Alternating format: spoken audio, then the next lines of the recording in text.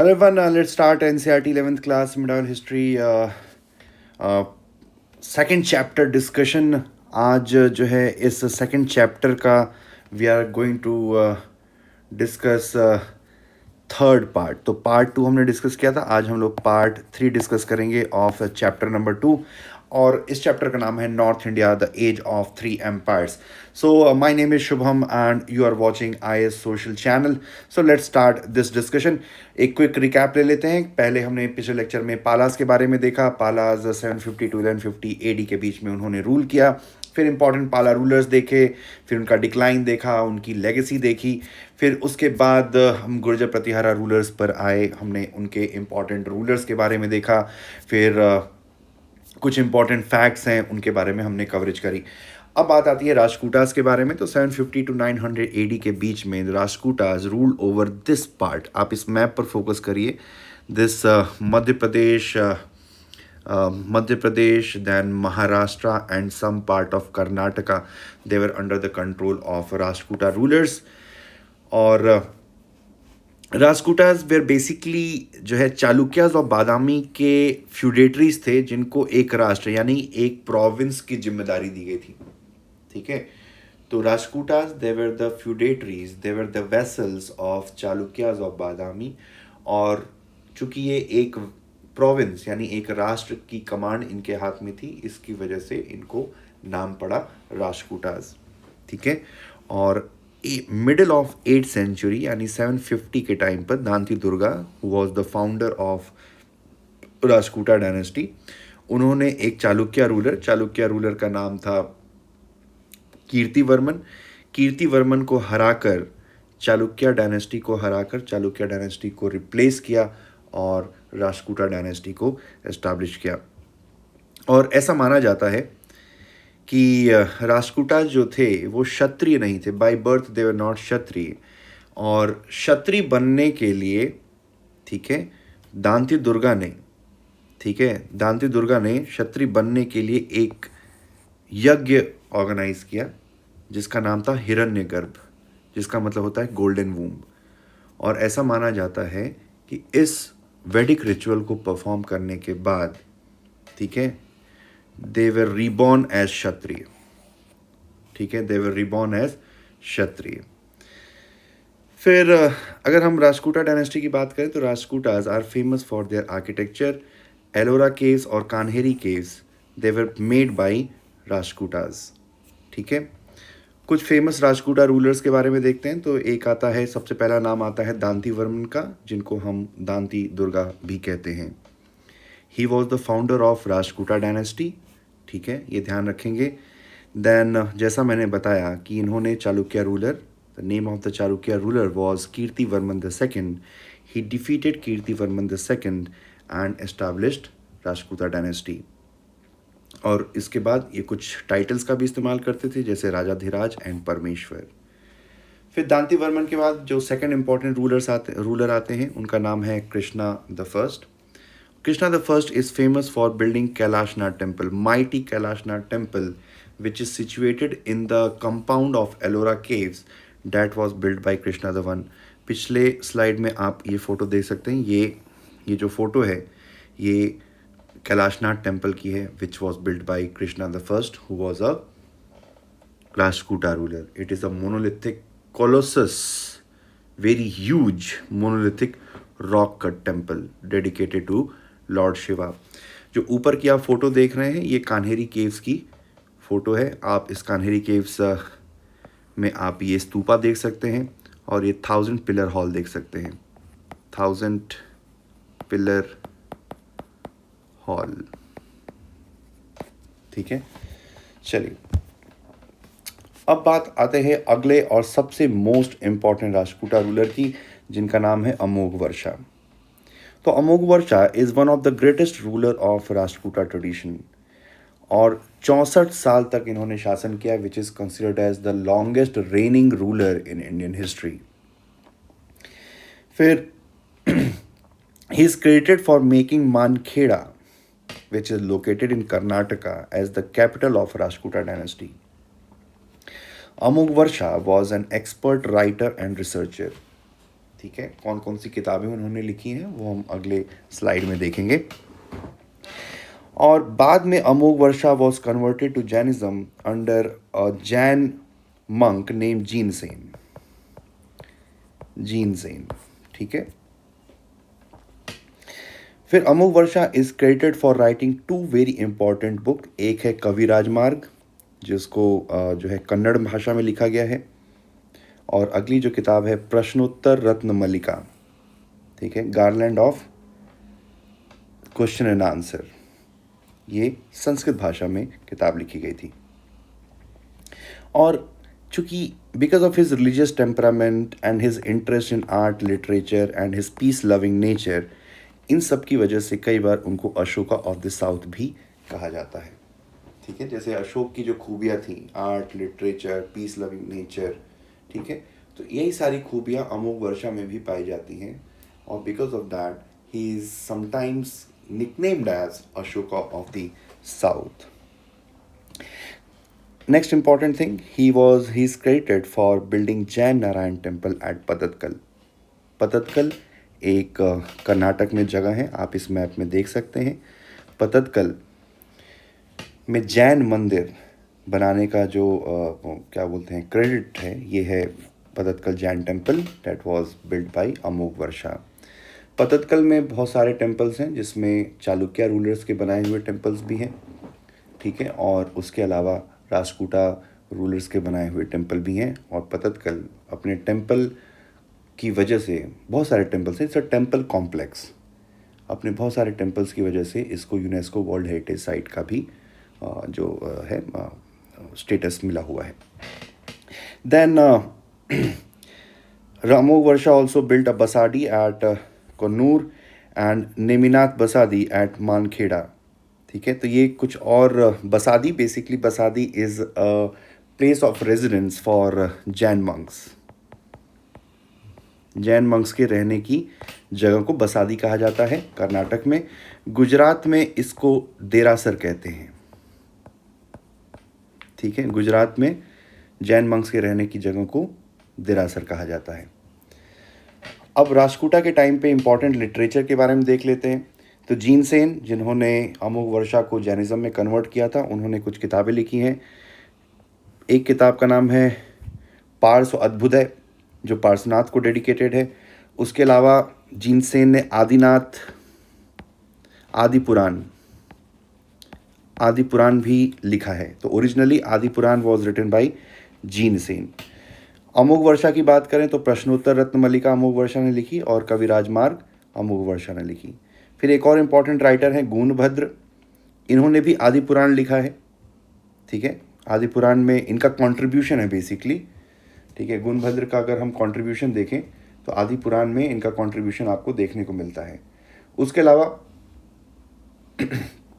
Gunabhadra is also credited for writing Mahapuran and Uttar Puran, ठीक है, Mahapuran and Uttar Puran. Gunabhadra was basically Digambar Jain monk. अगले important writer हैं Veeracharya. Veeracharya was a great mathematician, जिन्होंने गणित सारम लिखा है। तो ये कुछ किताबों के नाम हैं। अक्सर यूपीएससी में no these important books are asked in UPSC exams, तो you can try to remember the names of these books and their authors. फिर तीन इम्पॉर्टेंट कन्नड़ लिटरेचर के जूल्स, जिसको कन्नड़ लिटरेचर के 3 जूल्स माना जाता है पंपा, पोन्ना एंड रन्ना।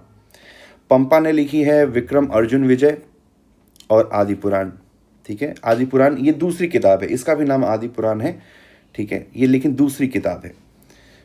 तो विक्रम अर्जुन विजय एंड आदि पुराण। पोन्ना ने लिखी है शांति पुराण, जो शांतिनाथ के ऊपर है, ही वॉज द 16th जैन तीर्थंकर। रन्ना ने लिखी है Ajit Puran, he was the 2nd Jain Tirthankar, Ajit नाथ के ऊपर ये किताब लिखी गई है। और गदा युद्ध करके एक किताब है जो रन्ना ने लिखी है, जो भीम और दुर्योधन की डुएट के बीच में, ठीक है, जो लड़ाई हुई थी भीम और दुर्योधन के बीच में, उस लड़ाई के बारे में गदा युद्ध में उसका जिक्र किया गया है। तो ये कुछ इंपॉर्टेंट किताबें हैं, इनका नाम आप लिख सकते हैं। आजकल अक्सर मेंस में भी अगर आप देखें तो मेंस में अगर आपने पुराने कुछ क्वेश्चन देखे होंगे तो UPSC has started asking the dynasties and their contribution in the field of art and culture and literature. तो from mains point of view as well as prelims point of view these informations are very critical and very important and essential. अगर राष्ट्रकूटास का architecture में contribution देखें तो Kailashnath temple was built by Krishna the first which is located in Maharashtra, Shiva temple है ये। फिर Elephanta caves, ये भी महाराष्ट्र में मौजूद है, ये भी शिवा टेम्पल है। फिर दशावतार टेम्पल, ये एलोरा में मौजूद है। एक दशावतार टेम्पल आपका उत्तर प्रदेश में मौजूद है, लेकिन ये दूसरा दशावतार टेम्पल है जिसको दांती दुर्गा ने बनवाया था। ये रहा इस दशावतार टेम्पल का बाहर का फोटो, और ये रहा कैलाशनाथ टेम्पल का। ये दोनों जो टेम्पल्स हैं ये एलोरा केव्स के कॉम्प्लेक्स में मौजूद हैं। अब इन तीनों ही डायनेस्टीज, पालाज, गुर्जर प्रतिहाराज और राजपूताज, इनकी पॉलिटिकल स्ट्रक्चर के बारे में देख लेते हैं। तो पहली बात कि ये हेरिडिटरी मोनार्की थी, ठीक है, कोई रिपब्लिक नहीं था। राजा के बाद राजा का बेटा गद्दी पर बैठेगा। There was no law of primogenitor. Primogenitor और लॉ ऑफ प्राइमोजेनिटर का मतलब होता है कि सबसे बड़ा बेटा जो है गद्दी पर बैठेगा, लेकिन ऐसा कोई कानूनन नहीं था। तो अक्सर राजा के बूढ़े हो जाने या कमज़ोर हो जाने या मर जाने के बाद there was a war of succession which used to ensue among all the sons who used to claim, who used to claim on the throne. So since there was no law of primogeniture, तो कई बार the death of the ruler was followed by a bloody war of succession, ठीक है। और कई बार ministers की position भी जो है वो हेरिडिटरी हुआ करती थी, ठीक है। इन सारे राजाओं में अगर हम देखें, सारी डायनेस्टीज़ में जो प्रतिहारास थे, इनके पास सबसे फाइनेस्ट कैवलरी, सबसे अच्छे घुड़सवार थे, क्योंकि गुजरात रीजन में इनका शासन था। और इंडिया में कभी भी घोड़े, अच्छी ब्रीड के घोड़े नहीं होते हैं। Generally hot and humid climate में घोड़े, अच्छी ब्रीडिंग हॉर्सेस की पॉसिबल नहीं होती है। तो सेंट्रल एशिया से, अरब से और सेंट्रल एशिया से, पर्शिया से घोड़े इंपोर्ट किए जाते थे। और चूँकि Gujarat is located near to these regions, so it was easier to import horses from Central Asian, Arab and Persian region into India using the ports of Gujarat. अगर हम पाला और प्रतिहारा रूलर्स के एडमिनिस्ट्रेटिव डिवीजन की बात करें तो kingdom was divided into provinces, ठीक है, जिसको भुक्ति कहा गया है। भुक्ति का जो हेड था वो था उपारिका, ठीक है। तो Kingdom was divided into Bhukti. Then Bhukti was divided into Vishya, and Vishya was divided into Pattal, and Pattal was divided into Gram, ठीक है। भुक्ति का जो हेड था वो था, किंगडम का हेड होगा किंग, सिंपल सी बात है, राजा। भुक्ति का हेड होगा कौन? उपारिका। विषय का हेड होगा विषयपति, ठीक है। तो ये कुछ नोन है। पत्तल का कौन था, ग्राम का कौन था, ये मेंशन नहीं है। जो भी हमारे पास इंफॉर्मेशन है, हिस्टोरिकल अकाउंट है, उसमें this was the administrative division of पाला एंड प्रतिहारा किंगडम। राष्ट्रकूटास की बात करें तो राष्ट्रकूटा में थोड़ा सा चेंज है। सबसे ऊपर राष्ट्र आएगा, ठीक है, राष्ट्र के नीचे आएगा विषया, और विषया के नीचे आएगा भुक्ति, ठीक है। तो ये राष्ट्रकूटा में थोड़ा सा चेंज है, ठीक है। लेकिन अमूमन ये वाला जो स्ट्रक्चर है ये काफ़ी कॉमन आपको देखने को मिलेगा। ये जो राष्ट्रकूटास का जो स्ट्रक्चर है इट इज़ लेस कॉमन। फिर लॉ एंड ऑर्डर की बात करें तो जो शहरों में लॉ एंड ऑर्डर देखने का काम करता था उसको बोलते थे कोस्टपाल या kotwal. Kotwal was the person who was responsible for managing law and order in urban areas. और there was a hereditary revenue collector जिसको बोला जाता है नाडगवुंडा, ठीक है। हेरिडिटरी रेवेन्यू कलेक्टर का मतलब ये है कि किसी गांव में एक इन्फ्लुएंशियल एक किसान होगा, एक रसूख वाला किसान होगा, जिसकी जिम्मेदारी होगी कि उस गांव के अलग अलग किसानों से रेवेन्यू कलेक्ट करना और राजा को देना, तो ऐसे जो हेरिडिटरी रेवेन्यू कलेक्टर्स हैं उनका नाम था नाडगवुंडा। अगर आप मराठास के टाइम पर देखेंगे तो देशमुख और देशमुख इन लोगों का देश पांडे या देशमुख, ये लोग भी यही काम करते थे रेवेन्यू, ये they were also hereditary revenue collectors. ठीक है, तो same kind of hereditary revenue collectors during Rashtrakuta time या during this time they were called Nadgavundas. ठीक है, और administration was secular, there was no theocratic rule. अब बात आती है कि ये जो कहानी, ये पूरे चैप्टर की शुरुआत हुई थी कन्नौज को लेकर, ट्राइपर्टाइट स्ट्रगल को लेकर, कि कन्नौज के ऊपर कौन सी डायनेस्टी, क्या गुर्जर प्रतिहारा या पालाज या राष्ट्रकूटाज, इन तीनों में से कन्नौज के ऊपर शासन कौन करेगा, इसके लिए ट्राइपर्टाइट स्ट्रगल की शुरुआत हुई थी। अब ये ट्राइपर्टाइट स्ट्रगल की शुरुआत क्यों होती है, कन्नौज इतना इम्पॉर्टेंट क्यों हो जाता है, तो देखेंगे पोस्ट गुप्ता पीरियड में जो सेंटर ऑफ पावर है वो पाटलिपुत्रा से मूव करके,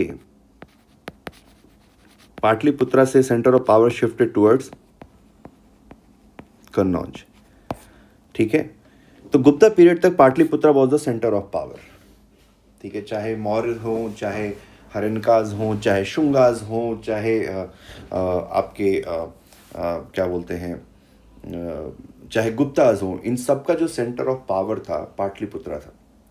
लेकिन इस टाइम पर आते आते धीरे धीरे Kannauj became the centre of power for all the rulers in north India. तो कन्नौज को कंट्रोल करने के लिए ये ट्राइपर्टाइट स्ट्रगल हुई, और हम देखेंगे कि कन्नौज अचानक से कन्नौज का इंपॉर्टेंस क्यों बढ़ा। तो पहली बात है कि कन्नौज जो है फर्टाइल प्लेन पर सिचुएटेड था, गंगा यमुना का एक दोआब रीजन है। दोआब रीजन का मतलब है जैसे ये गंगा नदी आ रही है, ये यमुना नदी आ रही है, इसके बीच में कन्नौज पड़ता था, तो काफ़ी फर्टाइल एरिया था।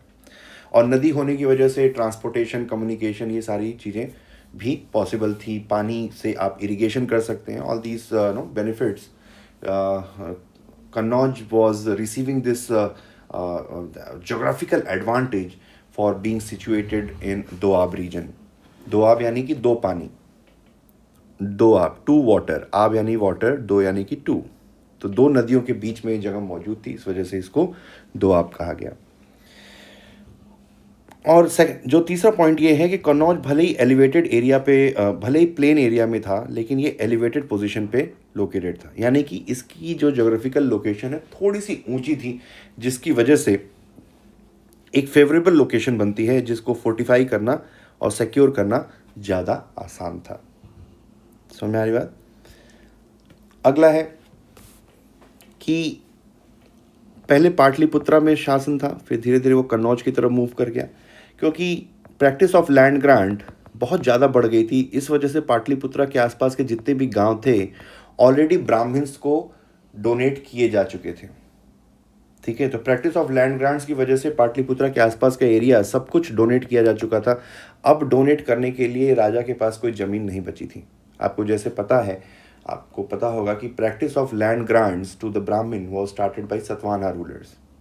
ठीक है, सतवाहनास ने इसकी शुरुआत करी थी। इसको और ज़्यादा आगे ले जाने का काम गुप्ताज ने किया, और जिसकी वजह से पाटलिपुत्रा का आसपास का पूरा एरिया लगभग ब्राह्मणों को दिया जा चुका था। तो एक नए कैपिटल की ज़रूरत थी जहाँ पे फ्री लैंड चारों तरफ मौजूद हो, ताकि राजा ब्राह्मणों को या जो भी राजा के लिए सर्विस देता है उसको लैंड ग्रांट्स दे सके। तो ये हो गया चौथा रीजन। पांचवा रीजन की अगर हम बात करें तो Kannauj was well connected by routes going towards east to the Gangetic plain as well as going to the south. तो इधर जो रास्ता जाता है और जो साउथ में रास्ता जाता है, इनके पास, इनकी प्रॉक्सिमिटी के पास कन्नौज मौजूद था। जो सुविधा या जो क्या बोलते हैं एडवांटेज पाटलिपुत्रा के पास मौजूद नहीं था। ठीक है, तो दैट वाज आल्सो इम्पॉर्टेंट। फिर छठवां रीज़न है कि धीरे धीरे पोस्ट गुप्ता पीरियड आते आते स्कंधरवाज, जिसको बोलते हैं मिलिट्री कैंटोनमेंट,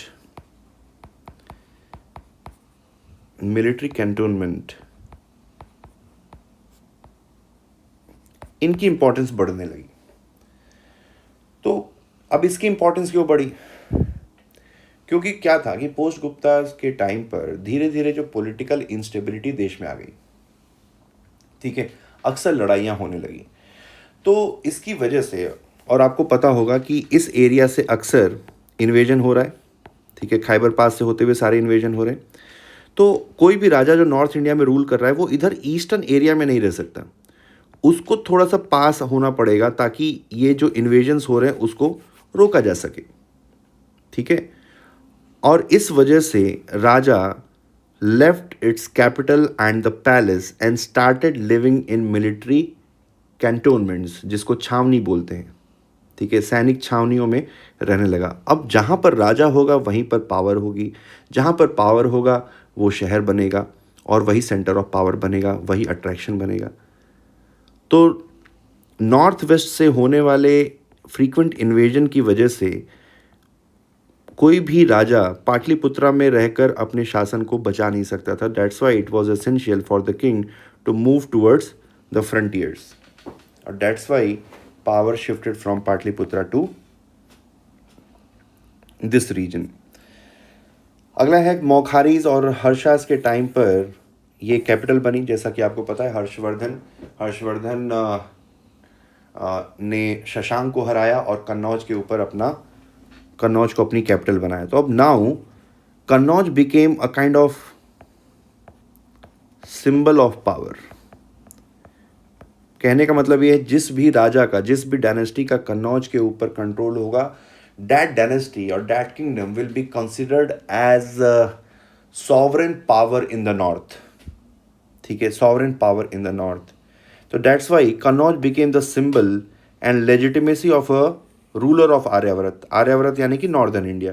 आर्यावर्त में पूरा इंडिया नहीं आता है, सिर्फ नॉर्थ इंडिया आता है। तो जिस भी राजा का शासन कन्नौज पर होगा उसको ऐसा मान लिया जाएगा कि भाई पूरे नॉर्थ इंडिया का सबसे पावरफुल, सबसे इंपॉर्टेंट, सबसे इन्फ्लुएंशियल, सबसे बड़ा सॉवरेन राजा वही है। तो symbol is very important in context of power struggle, ठीक है। फिर अगला रीज़न है Kannauj acted as a commercial hub which linked eastern ports, ठीक है, ये जो ईस्टर्न पोर्ट्स हैं और ये जो वेस्टर्न पोर्ट्स हैं, तो इन दोनों से इसकी इक्वी डिस्टेंट डिस्टेंस पे कन्नौज मौजूद था।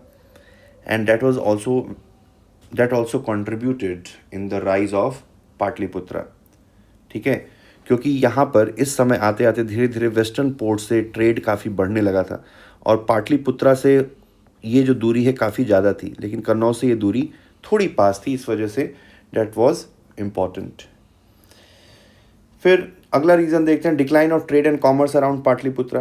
तो धीरे धीरे पाटलिपुत्रा के पास का जो ट्रेड एंड कॉमर्स है वो डिक्लाइन होने लगा, और ट्रेड एंड कॉमर्स डिक्लाइन होने की वजह से पाटलिपुत्रा में डी अर्बनाइजेशन और रूरलाइजेशन हो गया, ठीक है। लोग जो बड़े बड़े शहर थे या जो शहरों में रहने वाले लोग वो शहरों को छोड़कर गाँव में बसने लगे, जिससे वहाँ की इकॉनमी, पाटलिपुत्रा की इकॉनमी स्टार्टेड गेटिंग हिट, और वहाँ पर जो है सर्कुलेशन ऑफ कॉइन्स भी धीरे धीरे कम होने लगे। तो जो there was an overall decline in economic variables around Pataliputra, and due to the decline of economic variables, financial variables around Patliputra, there was a requirement, ठीक है, a need was realized for searching a new center of power, and Kannauj was able to fulfill all essential conditions for an ideal location for a new capital. तो इन सारी वजहों से धीरे धीरे Kannauj became the center of power, और इसी वजह से पालाज, राजपूताज और गुर्जर प्रतिहारास के बीच में कन्नौज को लेकर लड़ाइयाँ शुरू हुई, और कोई भी राजा इस लड़ाई में अपना पूरी तरीके से कन्नौज पे परमानेंट डोमिनेंस नहीं एस्टैब्लिश कर पाया, ठीक है। हालांकि जो प्रतिहारास थे they were the one who ruled over Kannauj for the longest time, ठीक है, who were able to rule over Kannauj for the longest time.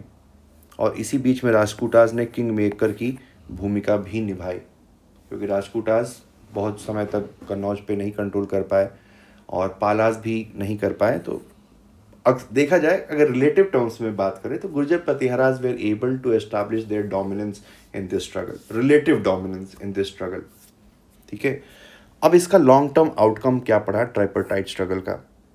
तो इस ट्राइपर्टाइट स्ट्रगल की अगर हम बात करें तो इसका लॉन्ग टर्म आउटकम है कि पॉलिटिकल इंस्टेबिलिटी नॉर्थ इंडिया में क्रिएट हुई, फ्यूडलिज्म का जन्म हुआ, रीजनल पावर जन्म हुए, क्योंकि बहुत सारे, अगर मान लो कि राजा, अगर 3 supreme powers are fighting against each other, तो क्या होगा, उनकी पावर जो है, उनका फोकस उसी में कंज्यूम हो जाएगा, जिसकी वजह से छोटे छोटे रीजनल, छोटी छोटी किंगडम्स का जन्म होगा।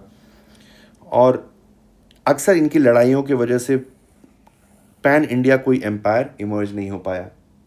India witnessed a kind of political disintegration during this time, and these rulers, they exhausted all their power, energy and resources, जिसकी वजह से नॉर्थ इंडिया से में फॉरेन इन्वेजन के लिए एक रास्ता खुला, क्योंकि कोई भी शासन, कोई भी राजा या कोई भी पावर इतनी सक्षम नहीं थी कि नॉर्थ इंडिया से होने वाले इस्लामिक इन्वेजन को रोक पाए, because they had already consume, they had already exhausted all their power, influence and resources while fighting against each other.